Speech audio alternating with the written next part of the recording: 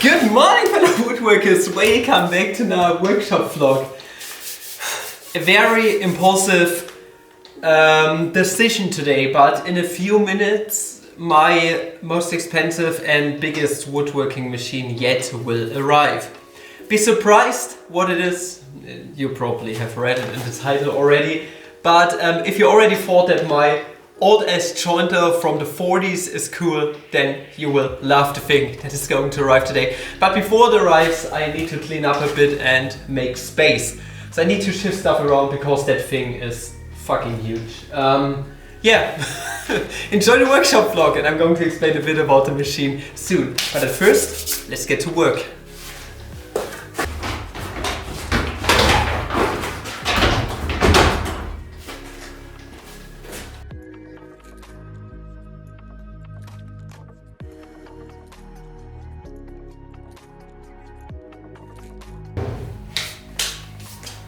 That should be sufficient, but I also need to make space for my drum sander.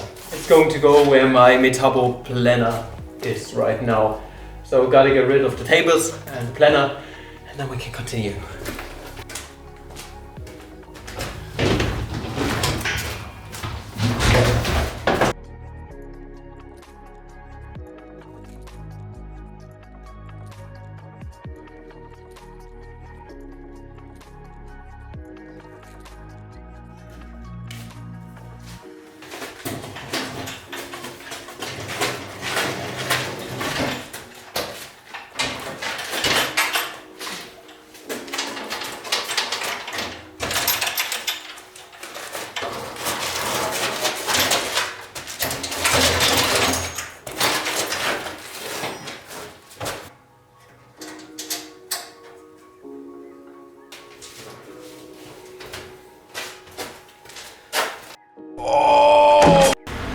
Sorry my dudes and dudettes, I wasn't able to film the process of bringing it in here, but it was easy, way easier than with my jointer. Yeah, it's a planer. And I tell ya, it's a goddamn planer. It's so huge. It's a Russian machine from the 80s and it weighs a ton. And I mean it, it weighs over 1,000 kilograms. Let's start it. Let's see how loud it is and so on. Can't wait to try it out. And I hope that the phase is right for the high voltage. Like the cable is pulled in the right way. Let's see.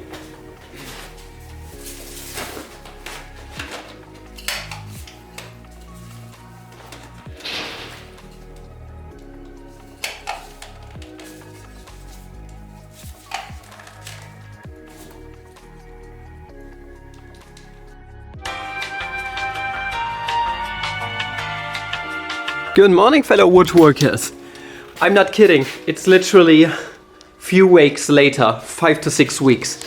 And I think we can finally start this one. So there were a bunch of problems with my planer. First problem was that the power outlet that I got over here was only 16 amperes. And I didn't know that something like this existed, meaning it just didn't fit into this machine. Then we upgraded the whole thing over there, in the liquor cabinet you could say. We upgraded it to a 32 ampere power line. And this one went over here, obviously, and went into here. Then we started the machine and it worked for a second. When I shut it off and started it again, we blew out our power line once again because, well, we burned through the safety switches over there because the amperes just weren't high enough. So yeah, this thing here goes up when starting it to 100 amperes, which is ridiculous. So we had to make it a bit more safe and a bit more durable such that it won't overheat with the safety switches. We set it up to be up to 50 amperes while it's running on a continuous rate, and now it should work out and we are going to give it a shot, and I just can't wait to finally start this machine, and I'm going to call it Olga from now on because it's a Russian beauty. And if it finally decides to start working, then I can fill you on all the nifty details that this machine comes with. So it should be turned on. Let's see if this works. Oh. Can you hear that? My Russian beauty. It's moving. The lift is hydraulic, so this table right here is extremely durable. So yeah. Other than that, I believe we can start it using this button. It works! God damn it! And now if I press this button, one button, we should be able to start the force shoot. So all the gears running such that our wood will be dragged into the machine. It works! It works! God damn it! That is beautiful!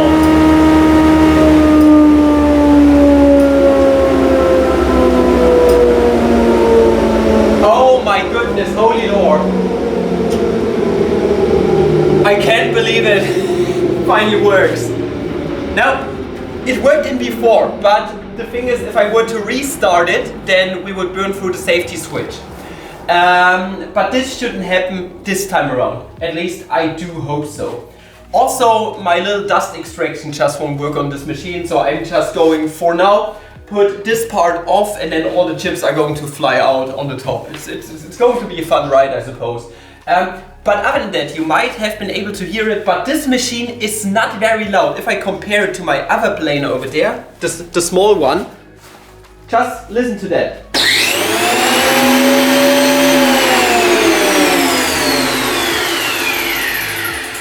That one sounds terrible in comparison to this one. It's really quiet, and it even doesn't run on a helical spiral cutter head. It's just a regular cutter. So that's ridiculous. For this size and this much power, it's very quiet. And now we are going to give planing a shot. Finally, I can use it. God damn it.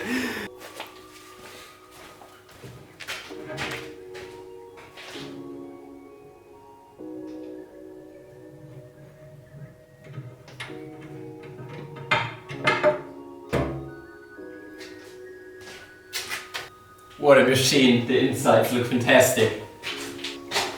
Now I just need to find a piece of wood, sacrificial one, that we can run through. I really don't give a shit which one. Yeah, that one looks fine, I suppose. Now I need to measure real quick. 2.5 centimeters. So I simply need to dial it in. This one.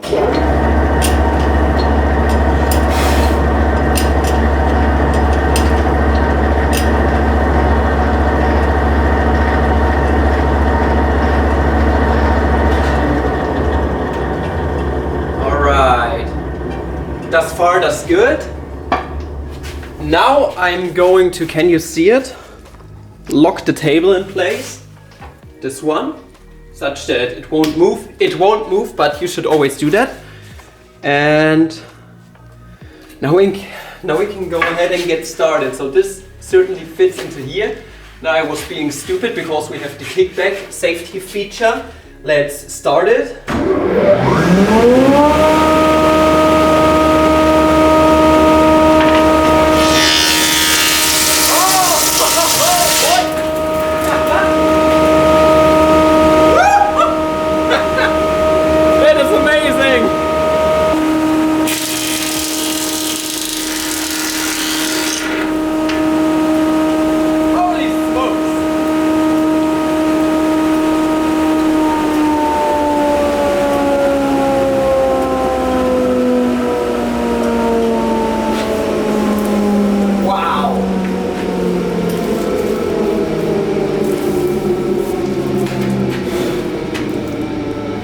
Those were literally 3 millimeters of planing, and yeah, I mean, we got tear out, but this is just because I moved it in from the wrong side. So this was the wrong crane direction. I should have moved it in like this.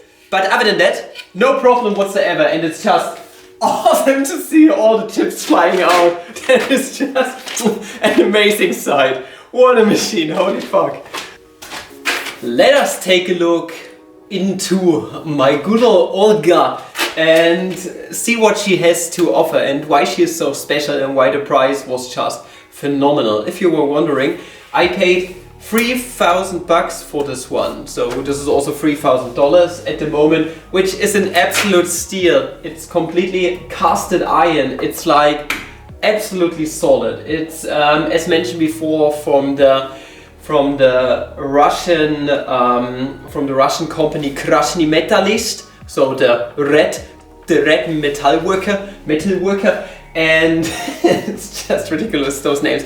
And this has been one of the biggest suppliers of huge woodworking equipment and power tools in the world. I don't know if they are still active, but they were. They basically got the woodworking tools, the power tools to all German carpenters back in the 60s, I think, to the 90s, start of the new decade 2 century. So yeah, this right here is the good old Olga, and let us see what the dimensions of this thing are. As mentioned before, it weighs about a ton. But how wide of a board you can let run through here? Let us see. It should be, oh my fucking lord, 64 centimeters. That is just totally unreal. That is just not from this world. Holy fucking shit. 64 centimeters.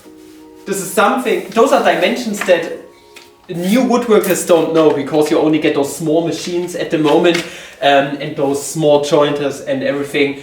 And yeah, those are boards that you normally don't work with anymore. But I love working with big boards, big slabs and the like, so this is just outright perfect.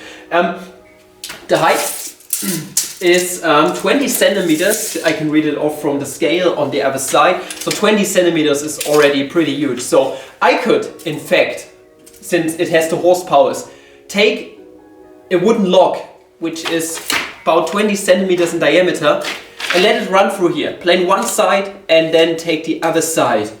Build a little sled, and then I can create myself 2x4s, but big ones. You could say, just with this machine. This is absolutely crazy, outright ridiculous. And now we are going to take a look into Olga, because this is where the fun begins, the real fun. Now, as mentioned before, we don't have a spiral cutter head, but we have a regular one. And this comes with 4 blades. And this is the top, and it's spitting all the chips out on this end. Other than that, if we take a look on the downside, you can see that there are 2 rollers. This is weird. Most planers don't have that feature. Gotta tell you what this is about in a second. Other than that, we have the regular rows up here. 2 of those, they are absolutely fucking big. And other than that, here's one very, very special feature. Okay, so we have the anti-kickback here, but there's something behind it. Can you see those? They are actually rather weird. It's like they are just single parts and they are separated from one another. What are those about? Now, what about the rollers at the bottom? This is something that you usually don't see at this point in time anymore. I have rarely seen it on the Laguna planer, the huge one that's about 13K. It still has those rollers at the bottom, but in normal case they don't use those anymore.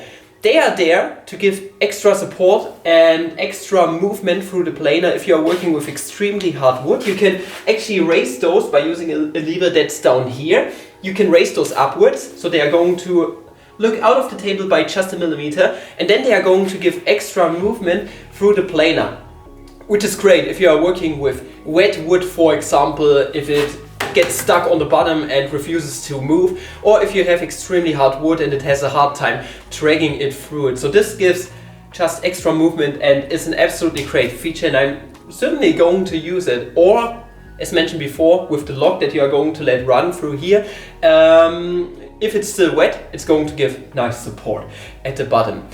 And now here comes the really exciting feature that you usually don't see on any planer anymore. Not that I am aware of, at least.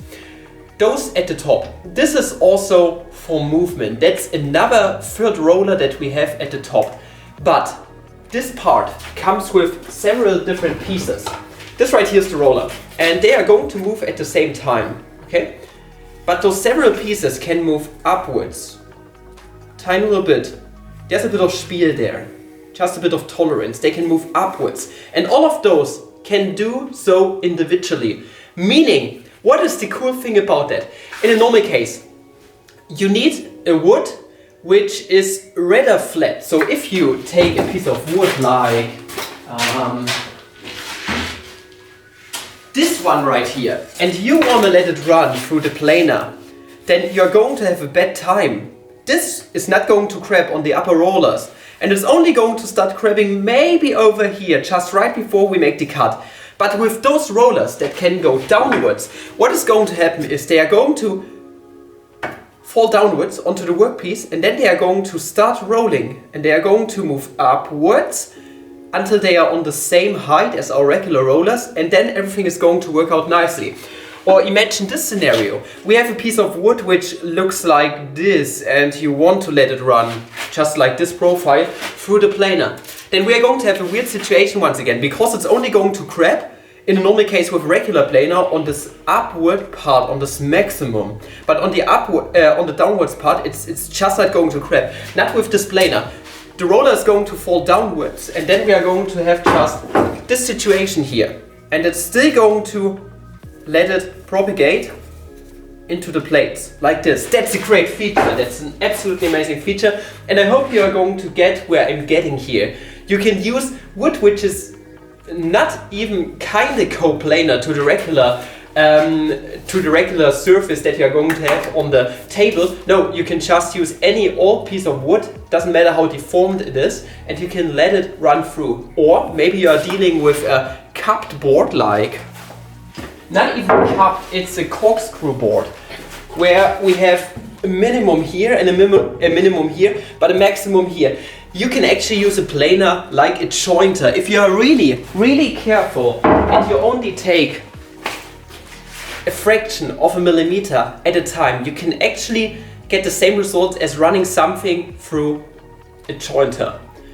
Takes a bit of practice, but it does work out, even without a sled. And with those rollers it's actually possible, because it's only going to grab at the top, at the 2 maximum, and then it's going to run the whole thing through the planer once again, just shaving off the tips at first. That's such a cool feature, that's such a cool feature. What other things does good old Olga have to offer? Now this right here is the control room, you could say. And one cool thing is you can adjust the feed rate down here, but I think that is standard for most industrial planers. The feed rate is set as meters per minute, so you can crack it upwards or downwards depending on your hardness of the wood, the wetness of your wood, if it's green or something like that. Just something that you can play around with, but I'm going to leave it at the setting as it is, because the person where I bought it from said that's a fine setting for most wood types, so I'm going to go with that. Other than that, we have the ampere meter. We have light that we can switch on, but I don't know for what. I think this is just to indicate that this control center is actually working. This is the light for up here. Then what we have are the 2 buttons to raise it upwards and downwards, this hydraulic bed. And other than that, we have the starting button and the button to activate our rollers to let it propagate through. And I think here is not much more. Maybe there's something I'm missing, but there's one important thing at the very back. Now the first thing that you are going to see is this graph up here, which is going to tell you how fast, so meters per minute, you should let wood propagate through it. Depending on the hardness of your wood and everything like that, and the density, you're going to just take the speed down. And then there's this one down here, which is also fairly interesting. That's the fine-tuning mechanism. And this thing allows you to crack the height of your table up or down by 0.05 millimeters. That's just a 20th of a millimeter that you can raise it upwards or downwards by turning it once. That is amazing. Meaning, what you're going to use this for exactly is, and if you want to use it, you have to press into it and then turn it around. And what you're going to use this for is for basically getting a perfect surface finish without sanding at the very end. You're going to plane your board at the very first time you're going to plane it. Then it's going to be kind of rough in a normal case, and then you're going to take a fraction of a millimeter pass, and it's just going to shave off a tiny little bit, just a micron you could say, just like you would do with a Japanese hand plane, and it's going to give you a fucking Gucci surface finish.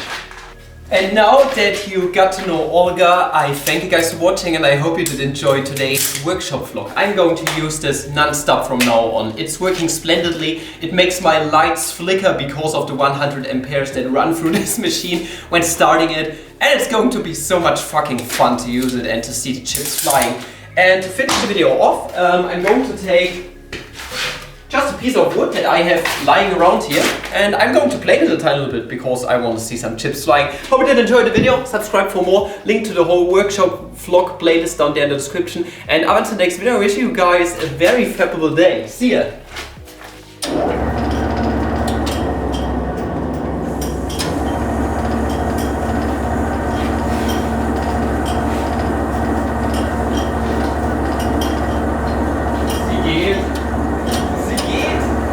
Ich habe sie Olga gekauft.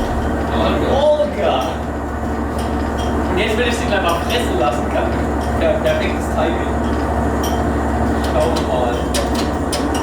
Ja, so ein bisschen. Genau, lass mal einfach mal so ein kleines Stück Holz drauf laufen. Das ist Esche. Die gute. Genau, und die ist echt leise, das muss man sagen. Also.